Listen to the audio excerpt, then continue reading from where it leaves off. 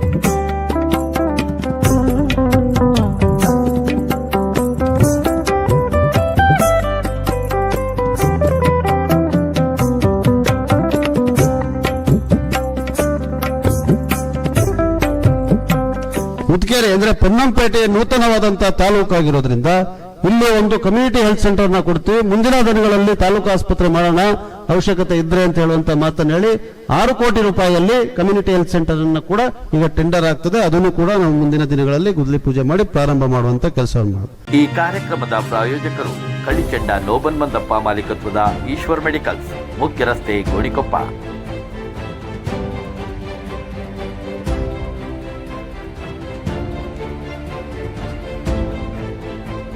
ನುರಿತ ತಜ್ಞ ವೈದ್ಯರು ಲಭ್ಯವಾಗಿರುತ್ತಾರೆ. ವೈದ್ಯರ ಭೇಟಿಗಾಗಿ ಸಂಪರ್ಕಿಸಿ.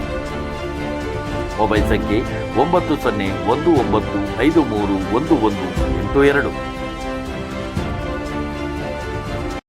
ವಿಷಯವನ್ನ ತಮ್ಮ ಮುಂದೆ ಸುದೀರ್ಘವಾಗಿ ತಿಳುವಳಿಕೆಯನ್ನು ಕೊಟ್ಟಿದ್ದಾರೆ. ಯಾಕೆ ಪ್ರಜಾಸೌಧ ಅಂತ ಹೆಸರಿಟ್ಟಿದ್ದೇವೆ, ಎಷ್ಟು ಹಣ ವೆಚ್ಚ ಆಗಿದೆ, ಎಷ್ಟು ತಾಲೂಕುಗಳನ್ನು ಅವಶ್ಯಕವಿದ್ದದ್ದು ಇಲ್ಲದೇ ಇದ್ದದ್ದು ಎಲ್ಲವನ್ನ ಸೇರಿ ಅವರ ಮನೋಇಚ್ಛೆಯಾಗಿ ಸೃಷ್ಟಿ ಮಾಡಿದ್ದಾರೆ.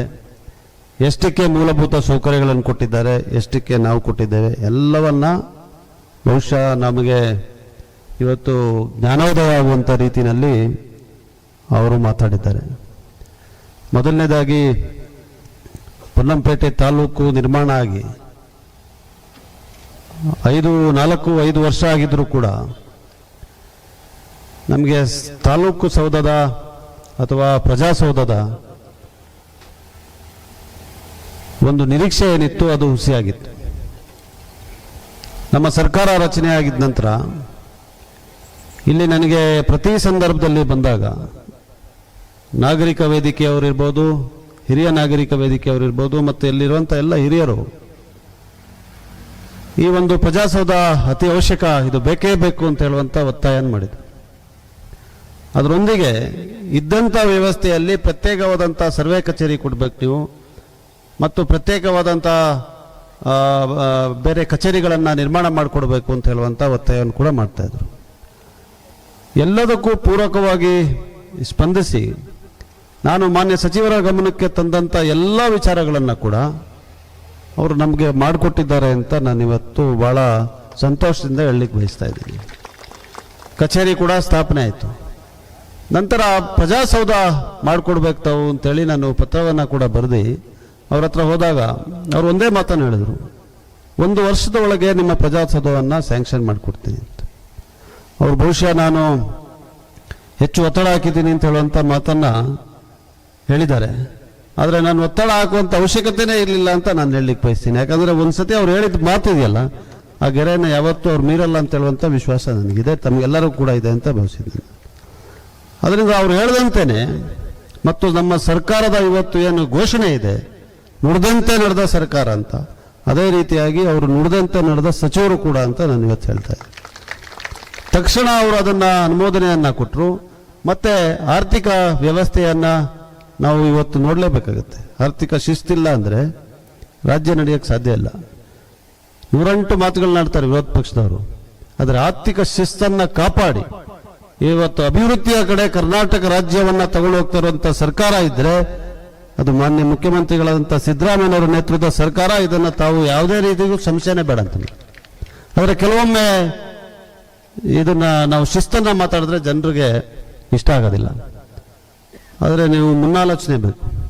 ಈಗ ಈ ಕಟ್ಟಡದ ನಿರ್ಮಾಣದಲ್ಲಿರುವಂಥ ಮುನ್ನಾಲೋಚನೆಯನ್ನು ನೋಡಿ.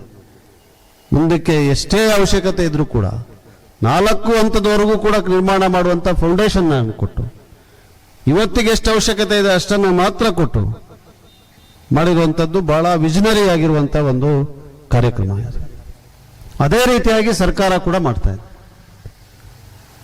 ನಮಗೆ ಈಗ ಈ ತಾಲೂಕು ಸೌಧದ ನಿರ್ಮಾಣ ಆಗಬೇಕು, ಎಲ್ಲಿ ಮಾಡಬೇಕು ಅಂತ ಹೇಳೋದು ಕೂಡ ನಾವು ಸಾರ್ವಜನಿಕವಾಗಿ ಚರ್ಚೆಯನ್ನ ಮಾಡಿ ಈ ಸ್ಥಳವನ್ನು ಎಲ್ಲರೂ ತಾವು ಒಪ್ಪಿದ ಮೇಲೆ, ಮಾನ್ಯ ಸರ್ಕಾರ ಮತ್ತು ಮಾನ್ಯ ಮಂತ್ರಿಗಳು ಒಪ್ಪಿದ ಮೇಲೆ ಇಲ್ಲಿದ್ದಂಥ ಕಟ್ಟಡವನ್ನ ತೆರವುಗೊಳಿಸಿ ಇವತ್ತು ಬಹುಶಃ ಇದಕ್ಕಿಂತ ಸೂಕ್ತವಾದಂಥ ಸ್ಥಳ ಪೊನ್ನಂಪೇಟೆಯಲ್ಲಿ ಇಲ್ಲ ಅಂತ ಜಾಗದಲ್ಲಿ ಪ್ರಜಾಸೌಧ ನಾವು ಸ್ಥಾಪನೆ ಮಾಡ್ತಾ ಇದ್ವಿ ಅಂತ ಹೇಳಿದ್ರೆ, ತಾವೆಲ್ಲ ಯಾರು ಹೋರಾಟ ಮಾಡಿ ಇವತ್ತು ತಾಲೂಕನ್ನ ನಿರ್ಮಾಣ ಮಾಡಲಿಕ್ಕೆ ಕಾರ್ಯಭೂತರಿದ್ದೀರಿ, ತಮಗೆ ಇದು ಸಲ್ಲಿಸಿರುವಂತ ಒಂದು ನಮನ ಅಂತ ನಾನು ಹೇಳಲಿಕ್ಕೆ ಬಯಸ್ತೇನೆ. ಆದರೆ ಇದೆಲ್ಲರ ಮಧ್ಯದಲ್ಲಿ ಈಗಾಗಲೇ ಬಹಳಷ್ಟು ವಿಚಾರಗಳನ್ನ ಹೇಳಿದರು ಸಚಿವರು. ನೋಡಿ, ಎಷ್ಟು ತಾಲೂಕು, 64 ತಾಲೂಕು ನಿರ್ಮಾಣ ಮಾಡಿ 4 ವರ್ಷದಲ್ಲಿ ಸೌಕರ್ಯ, ಮೂಲಭೂತ ಸೌಕರ್ಯನೇ ಕೊಡದೆ ಹೋದ್ರಲ್ಲ ಅವರು. ಈಗ ನಮ್ಮನ್ನು ಕೈ ತೋರಿಸ್ತಾರೆ. ನೀವು ಅರ್ಥ ಮಾಡ್ಕೊಬೇಕು. ಅವ್ರು ಹೇಳ್ತಾ ಇದ್ದಂಥ ಎಲ್ಲ ಪ್ರತಿಯೊಂದು ಮಾಹಿತಿ ನನಗಂತೂ ಅಲ್ಲೇ ಉಳ್ಕೊಬಿಟ್ಟಿದ್ದಾವೆ. ಪ್ರತಿ ಸಂದರ್ಭ ಬಂದಾಗ ಹೇಳ್ತೀನಿ ನಾನು. ಬಟ್ ಜನ ಕೂಡ ತಿಳ್ಕೊಬೇಕು. ಯಾಕಂದ್ರೆ ಕೊನೆಗೆ ಪ್ರಜಾಪ್ರಭುತ್ವ ವ್ಯವಸ್ಥೆ ಉಳಿಬೇಕಾದ್ರೆ ಜನ ಪ್ರಜ್ಞಾವಂತರಾಗಬೇಕು. ಬರೀ ಭಾವನೆಗಳಿಂದ ಹರಿದೋಗ್ಬಿಟ್ರೆ ಇನ್ನು ಮಾಡುವಂಥ ಕೆಲಸಗಳಿಗೆಲ್ಲ ತಿಲಾಂಜಲಿ ಆಗ್ತಂಗಾಗುತ್ತೆ. ನಾವು ಅರ್ಥ ಮಾಡ್ಕೋಬೇಕು ಏನು ಹೇಳ್ತಾ ಇದ್ದಾರೆ ಅವರು ಅಂತ. ಯಾವುದೇ ಒಂದು ಸಂದರ್ಭ ನಿರ್ಮಾಣ ಆದಾಗ ಬರೀ ಗ್ಯಾರಂಟಿಗಳಿಗೆ ಸೀಮಿತವಾಗಿರುವಂಥ ಸರ್ಕಾರ, ಗ್ಯಾರಂಟಿಗಳಿಗೆ ಸೀಮಿತವಾಗಿರುವಂಥ ಸರ್ಕಾರ ಅಂತೇಳಿ ಟೀಕೆ ಮಾಡಿ ಜನರು ದಾರಿ ತಪ್ಪಿಸುವಂತ ಕೆಲಸ ಮಾಡ್ತಾ ಇದಾರಲ್ಲ. ಇವತ್ತು ಮಾಡಿರುವಂತ ಮಾತಿಗೆ ಅವ್ರ ಹತ್ರ ಉತ್ತರ ಇದೆಯಾ? ನೀವು 64 ತಾಲೂಕನ್ನ ಮಾಡಿ 14ಕ್ಕೆ ಮಾತ್ರ ಕಚೇರಿ ಕೊಟ್ಟು ಓಡೋಗ್ಬಿಟ್ರಲ್ಲ, ಬಾಕಿ 40ಕ್ಕಿಂತ ಹೆಚ್ಚು ನಾವು 2 ವರ್ಷದಲ್ಲಿ ಕೊಟ್ಟಿದ್ದೀವಲ್ಲ, ಇದು ಅಭಿವೃದ್ಧಿ ಅಲ್ವಾ ಸರ್? ತಮಗೆ ಹೇಳ್ಬೇಕಾದ್ರೆ ಬಹುಶಃ ಕಟ್ಟಡ ನಿರ್ಮಾಣಗಳಲ್ಲಿ ಅಸೆಟ್ಸ್ ಮತ್ತೆ ಸರ್ಕಾರ ಇರುವಂತದ್ದು, ನಾವು ಆಸ್ತಿಯನ್ನು ನಿರ್ಮಾಣ ಮಾಡಬೇಕು. ಕೊಚ್ಚೋಗುವಂತ ರೀತಿಯಲ್ಲಿ ಹಣವನ್ನು ವೆಚ್ಚ ಮಾಡಿದ್ರೆ ಅದಕ್ಕಿಂತ ದೊಡ್ಡ ದುರಾಳಿತ ಇನ್ನೊಂದು ಇರೋದಕ್ಕೆ ಸಾಧ್ಯ ಇಲ್ಲ. ಆಗಲ್ಲ ಅಂದ್ರೆ ಆಗೋದಿಲ್ಲ, ಕೊಡೋಕ್ಕಾಗೋದಿಲ್ಲ. ಮುಂದಿನ ವರ್ಷ ನೋಡೋಣ, ಇಲ್ಲ ಮುಂದಿನ ವರ್ಷ ನೋಡೋಣ ಅಂತ ಹೇಳಿ. ಆದ್ರೆ ಯಾವುದೋ ಕಾಟಾಚಾರಕ್ಕೆ ಏನೋ ಒಂದು ಕಟ್ಬಿಟ್ಟು 4 ಕಾಂಟ್ರಾಕ್ಟರ್ ದುಡ್ಡು ಮಾಡ್ಕೊಂಡು, ಶಾಸಕರು ದುಡ್ಡು ಮಾಡ್ಕೊಂಡು ಮನೆಗೆ ಹೋಗುವಂತ ಕೆಲಸ ಈ ಸರ್ಕಾರ ಮಾಡಿಲ್ಲ ಅಂತ ನಾನು ಎದೆ ಮುಟ್ಟು ಹೇಳಲಿಕ್ಕೆ ಇವತ್ತು ತಯಾರಾಗಿದ್ದೀನಿ. ಇವತ್ತು ನಾವು ಮಾಡ್ತಾ ಇರುವಂತದ್ದು ಏನು ಕೆಲಸಗಳು? ಎಷ್ಟು ಕಟ್ಟಡಗಳನ್ನ ನಿರ್ಮಾಣ ಮಾಡ್ತಿದ್ದು ಸರ್? ವಿರಾಜಪೇಟೆ ವಿಧಾನಸಭಾ ಕ್ಷೇತ್ರದಲ್ಲಿ ಇವತ್ತು ಆಸ್ಪತ್ರೆಗಳು, ನಮಗೆ ಜಿಲ್ಲಾ ಮಟ್ಟದ ಆಸ್ಪತ್ರೆಯಾಗಿ ಇದ್ದಂತ ತಾಲೂಕು ಆಸ್ಪತ್ರೆಯನ್ನ ಘೋಷಣೆ ಮಾಡಿದ್ದಾರೆ ಸರ್ ಸರ್ಕಾರ. 400 ಬೆಡ್ಡಿನ ಆಸ್ಪತ್ರೆಯನ್ನ ಮಾಡಿಕೊಡ್ತೇವೆ. ಮೊದಲನೇ ಹಂತದಲ್ಲಿ 250 ಬೆಡ್ ಹಾಸ್ಪಿಟಲ್ ಈಗಾಗಲೇ ಟೆಂಡರ್ಗೆ ತಯಾರಾಗಿದೆ ಸರ್. ಬಹುಶಃ ಬರೋ ತಿಂಗಳು ಸಚಿವರನ್ನ ಕರೆದು ಅದರ ಗುದ್ದಲಿ ಪೂಜೆಯನ್ನು ಕೂಡ ಮಾಡ್ತೀವಿ. ಗೋಣಿಕೊಪ್ಪಲ್ನಲ್ಲಿರುವಂತಹ ಹಾಸ್ಪಿಟಲ್ 30 ಬೆಡ್ಡಿನ ಹಾಸ್ಪಿಟಲ್ ಅನ್ನ 50 bed mother and child care hospital ಆಗಿ ಮೇಲ್ದರ್ಜೆಗೊಳಿಸಿ ಅದು ಟೆಂಡರ್ ಈಗಾಗಲೇ ಕರೆದಾಗಿದೆ ಸರ್.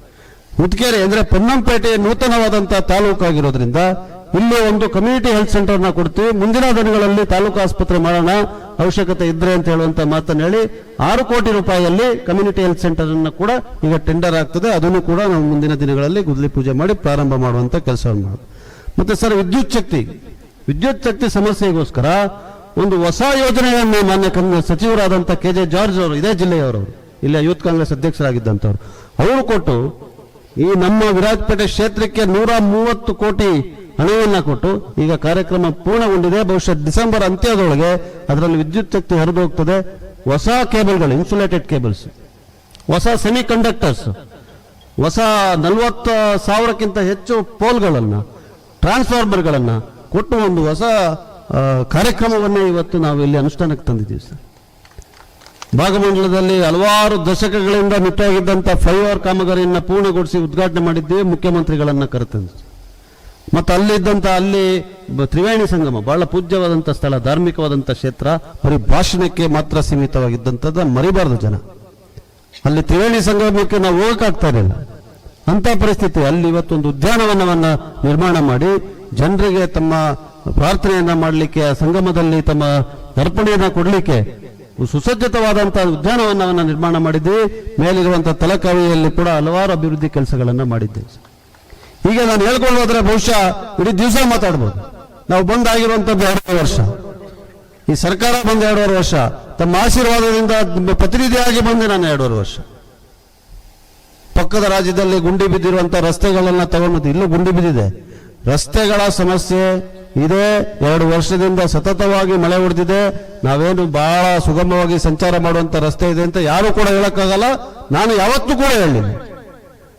ಆದ್ರೆ ಬರೀ ರಸ್ತೆ ರಸ್ತೆ ರಸ್ತೆ ಅಂತ ಹೇಳಿದ್ರೆ ಏನಾರ ಅರ್ಥ ಇದೆಯಾ? ನಾವು ಇವತ್ತೊಂದು ಹೊಸ ಅಭಿಯಾನವನ್ನು ಮಾಡಿದ್ದೀವಿ ಸರ್. ಪರಿಶಿಷ್ಟ ಜಾತಿ, ಪರಿಶಿಷ್ಟ ಪಂಗಡ, ಹಿಂದುಳಿದ ವರ್ಗದವ್ರನ್ನ ಯಾರು ನಿವೇಶನ ರಹಿತರಿದ್ದಾರೆ ಅವ್ರನ್ನ ಗುರುತಿಸಿ ಅವ್ರಿಗೆ ನಿವೇಶನವನ್ನ ಕೊಡುವಂತ ಕಾರ್ಯಕ್ರಮ ಮಾಡಿದ್ವಿ. ಸರ್ಕಾರ ಕೂಡ ಬಹಳ ಪೂರಕವಾಗಿ ಸ್ಪಂದಿಸಿದೆ. 2,000 ಜನಕ್ಕಿಂತ ಹೆಚ್ಚು ನಿವೇಶನ ಹಕ್ಕುಪತ್ರವನ್ನು ಕೊಟ್ಟು ಮಾನ್ಯ ಮುಖ್ಯಮಂತ್ರಿಗಳನ್ನ ಕರೆದು ಕಾರ್ಯಕ್ರಮ ಮಾಡಬೇಕು ಅಂತ ಕೂಡ ನಾವು ಎಲ್ಲ ರೂಪುರೇಷೆಗಳನ್ನ ತಯಾರು ಮಾಡಿಟ್ಟಿದ್ದೇವೆ. ಆದಷ್ಟು ಬೇಗ ಆ ಕೆಲಸ ಕೂಡ ಆಗ್ತದೆ ಅಂತ ಹೇಳುವಂತ ಮಾತು. 1200 ಮನೆಗಳನ್ನ 4 ವರ್ಷದಲ್ಲಿ ಪಂಚಾಯತಿ ಮಟ್ಟದಲ್ಲಿ ಎಷ್ಟು ಮನೆಗಳನ್ನು ಕೊಟ್ಟಿದ್ದಾರೆ?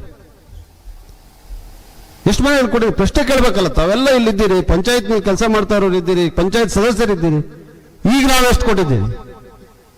ಇದೆಲ್ಲ ಅಭಿವೃದ್ಧಿ ಅಲ್ವೇ? ಮತ್ತೆ ರಸ್ತೆಗಳನ್ನ 6 ತಿಂಗಳು, ಮೇ 23ಕ್ಕೆ ಪ್ರಾರಂಭ ಆದಂತ ಮಳೆ ನವೆಂಬರ್ವರೆಗೂ ಒಂದು ದಿವಸ ಕೂಡ ಬಿಡುವಿಲ್ಲದೆ ಸತತವಾಗಿ ಹೊಡಿತಾ ಇರುವಂತ ಮಳೆಯ ಸಂದರ್ಭದಲ್ಲಿ ರಸ್ತೆ ಮಾಡ್ಲಿಕ್ಕೆ ಸಾಧ್ಯ ಆಗ್ತದ?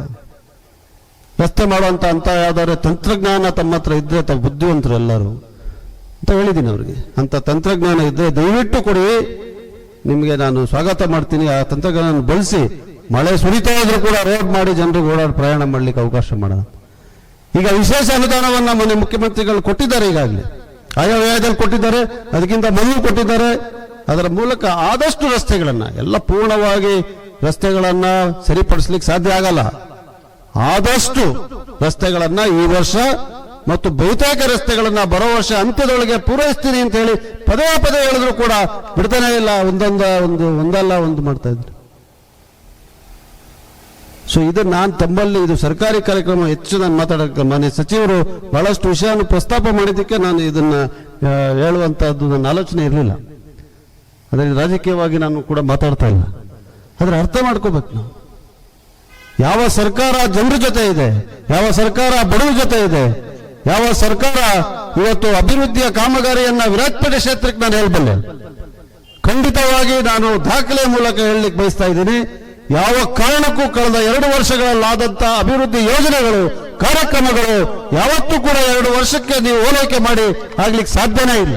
ಅದಕ್ಕೆ ನಾನು ಮಾನ್ಯ ಮುಖ್ಯಮಂತ್ರಿಗಳಾದಂತಹ ಸಿದ್ದರಾಮಯ್ಯ ಅವರಿಗೆ, ಉಪಮುಖ್ಯಮಂತ್ರಿಗಳಾದಂತಹ ಡಿ ಕೆ ಶಿವಕುಮಾರ್ ಅವರಿಗೆ, ಸಚಿವ ಸಂಪುಟದ ಎಲ್ಲ ಸದಸ್ಯರಿಗೆ, ಮಾನ್ಯ ಕೃಷ್ಣ ಬೈರೇಗೌಡರಿಗೆ ನಿಮ್ಮೆಲ್ಲರ ಪರವಾಗಿ ಹೃತ್ಪೂರ್ವಕವಾದಂತಹ ಧನ್ಯವಾದಗಳನ್ನು ಕೂಡ ಸಲ್ಲಿಸ್ತಾ ಇದ್ದೀನಿ.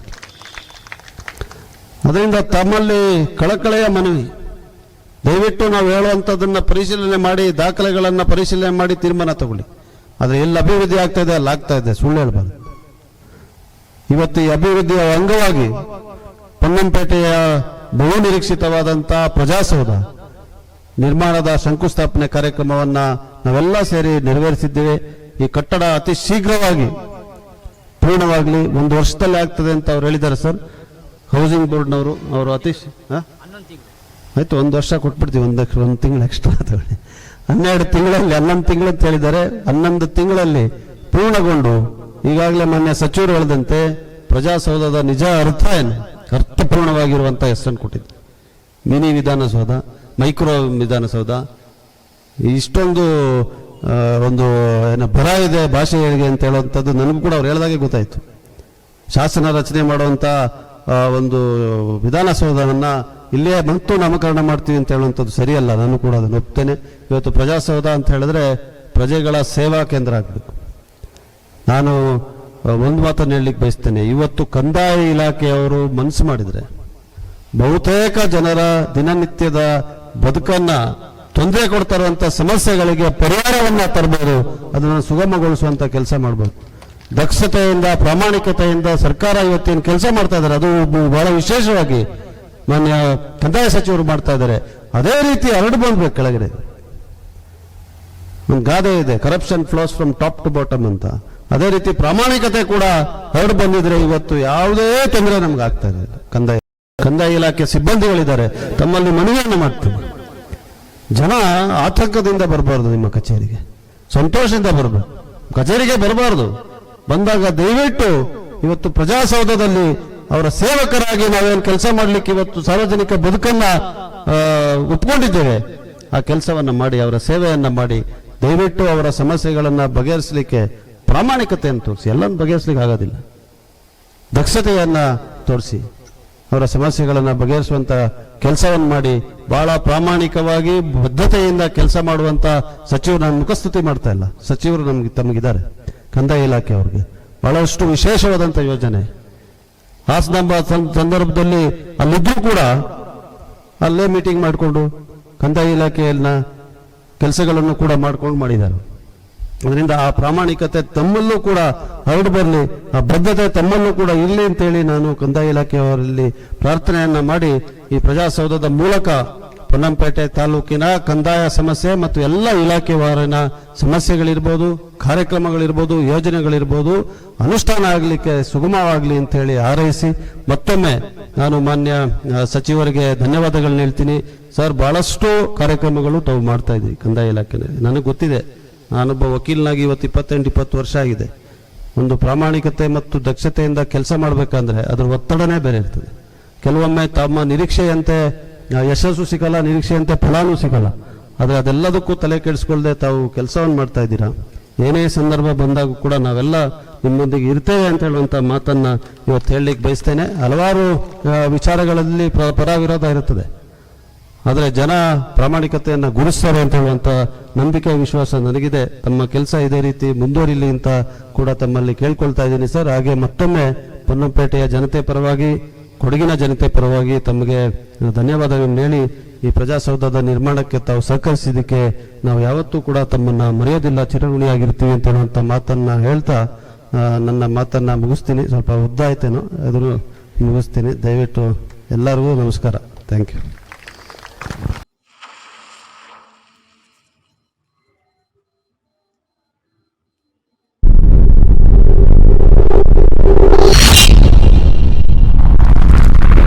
ಕೊಡಗು ಧ್ವನಿ ಡಿಜಿಟಲ್ ಮೀಡಿಯಾ, ಇದು ಕೊಡಗಿನ ನಂಬರ್ 1 ಯೂಟ್ಯೂಬ್ ಚಾನಲ್.